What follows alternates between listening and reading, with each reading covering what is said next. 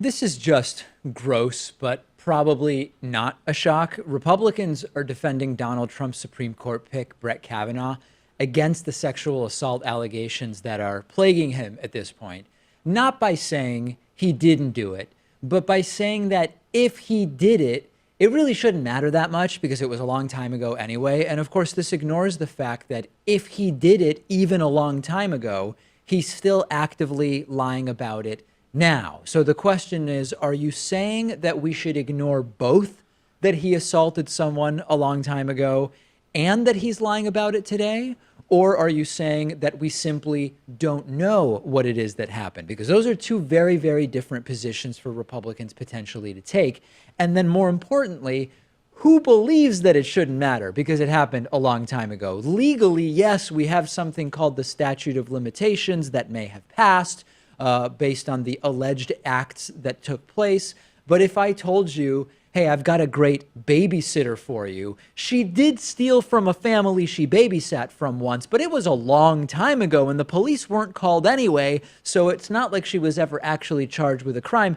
Do you ignore that and you say, well, listen, it happened a long time ago. I'm glad to hire her to babysit my kids today? Or do you say, no, it doesn't matter that legally she's not going to get in trouble. I'm not hiring her as my babysitter. I think most of you know the answer.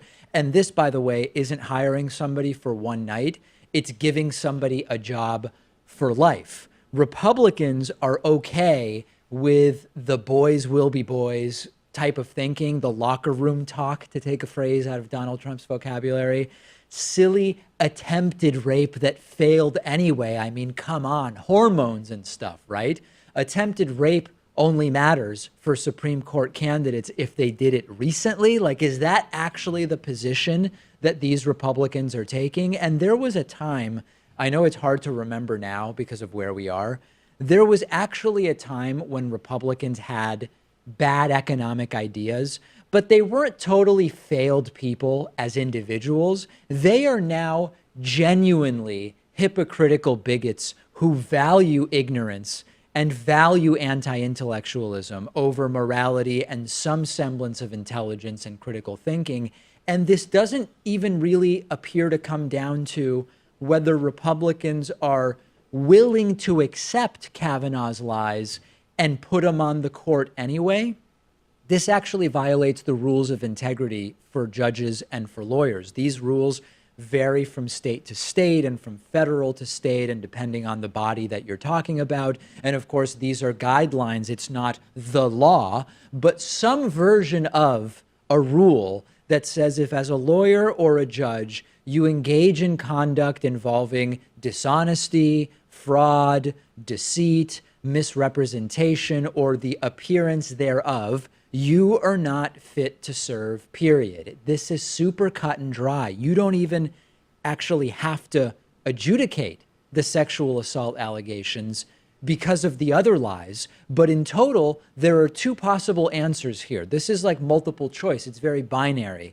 Either their position is that it's okay for Brett Kavanaugh to lie previously and possibly now, and just make him a judge for life anyway.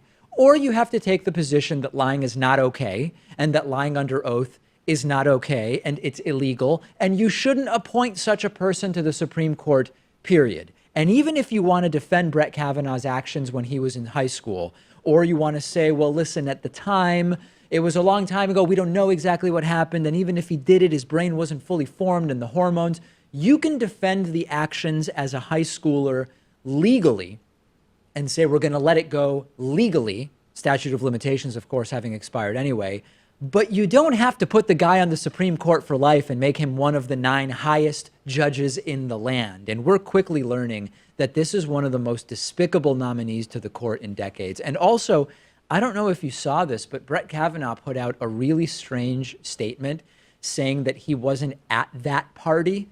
How does Kavanaugh know that he wasn't at the party at which supposedly Christine Blasey Ford was the subject of an attempted rape? How does he know which party that would be if he wasn't at the party? Like, is he saying, I didn't go to any pool parties anywhere that entire year? That's how I'm sure. Or is he aware that there was an alleged rape at a particular party, but he's claiming he wasn't there? Like, it's the weirdest way to try to exculpate yourself. The excuses don't work whatsoever. And it's weird because this is maybe something that Kavanaugh could get beyond because he was under the age of 18. And, many people understand that people in their youth make mistakes. It certainly doesn't excuse it, but he could still be nominated and appointed and approved to the Supreme Court despite that. But you have to tell your story and you have to be straight with it. You can't get away with all these lies. No, and this statement, it reminds me of, Mr. Kavanaugh, do you know who killed this man? Officer, I have no idea who strangled that guy to death. Strangled? Mr. Kavanaugh, I asked if you knew who killed him. I didn't mention anything about a strangulation. How do you know that he was strangled, right? No. I had nothing to do with it, and I wasn't at the party at which she was at which she suffered an attempted rape. Very strange way to defend yourself, and maybe we'll learn more about it at some point. Today's episode is made possible in part by BetterHelp.com/Pakman. I've spoken about the unfair and unfortunate stigma that there can be around therapy. There shouldn't be, and BetterHelp makes things even easier for you. If you've been thinking about getting involved and working with a therapist, you get access to fully licensed, experienced psychologists and therapists through your phone or computer. All you have to do is go to BetterHelp.com/Pakman. You fill out a questionnaire. They match you with a counselor that'll work best for you. You can ask if you want that your therapist not be religious, if that is important to you. And at any point, if you think your therapist is not a good fit, you can switch and work with somebody else. It's less expensive than seeing a counselor in person, but BetterHelp also gives you unlimited access to your counselor. You can talk to them every day if you want. You will not get that with an in-person therapist. So go to BetterHelp.com/Pakman. So easy to sign up and get started. We've put a link in the video description if you're watching on YouTube. Check it out, BetterHelp.com/PAKMAN.